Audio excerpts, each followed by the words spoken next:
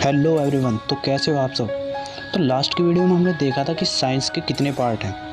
तो फिजिक्स और केमिस्ट्री के बारे में तो हम पढ़ चुके हैं और हमारा आज का जो टॉपिक होगा वो होगा बायोलॉजी के ऊपर कि बायोलॉजी क्या है, उसके बारे में आज हम जान रहे होंगे।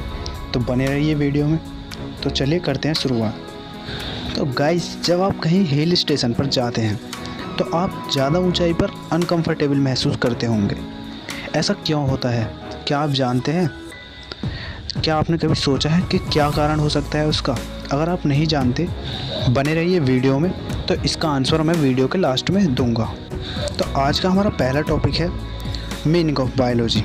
बायोलॉजी का अर्थ क्या है? बायोलॉजी दो वर्ड से मिलकर बना है, बायो जिसका मतलब है जीवन और लोगस यानी अध्ययन। इसका पूरा मतलब हुआ कि जीवन का अध्ययन करना, यानी आप इसमें लाइफ के बारे में जान रहे होंगे। तो अब हमारी इसकी डेफिनेशन, तो विज्ञान की वह शाखा जिसके अंतर्गत जीवन का अध्ययन किया जाता है, वह हमारा बायोलॉजी कहलाता है। तो नेक्स्ट टॉपिक है हमारा बायोलॉजी इंट्रोडक्शन। तो जीवों के अध्ययन को सन 1802 ईस्वी में फ्रांसीसी वैज्ञानिक लेमार्क ने और उसके बाद जर्मन वैज्ञानिक ट्रेवेलस ने जीव विज्ञान का नाम दिया। लेकिन अरस्तु को जीव विज्ञान का जनक कहा जाता है। तो इससे पता चलता है कि बायोलॉजी का नाम लेमार्क और ट्रेवेलस ने रखा, लेकिन अरस्तु को ही इसका जनक कहा जाता है।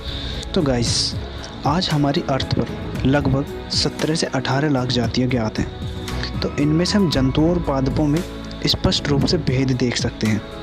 इस प्रकार बायोलॉजी को दो भागों में बांटा गया है। एक हमारा पादप और वनस्पति विज्ञान और दूसरा है जंतु विज्ञान। तो इन्हें भी अब डिटेल में देखते हैं।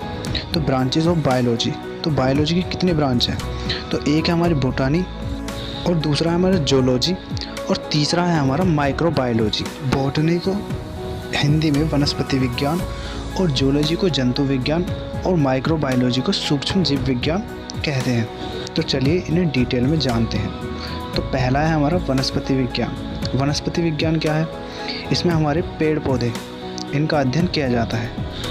तो इस बायोलॉजी के जो हमारे जनक हैं वो है हमारे थियोफ्रेस्टिस। तो इन्होंने ही सबसे पहले पेड़ पौधों पर अध्ययन किया। अगला है हमारा जंतु विज्ञान। तो जंतु विज्ञान क्या है? इसमें हमारे जीव जंतुओं का अध्ययन किया जाता है। इसी तरह जंतु विज्ञान का जनक अरस्तु को कहा जाता है, यानी उन्होंने ही जंतु विज्ञान इसका नाम रखा। अब हमारा नेक्स्ट है माइक्रोबायोलॉजी।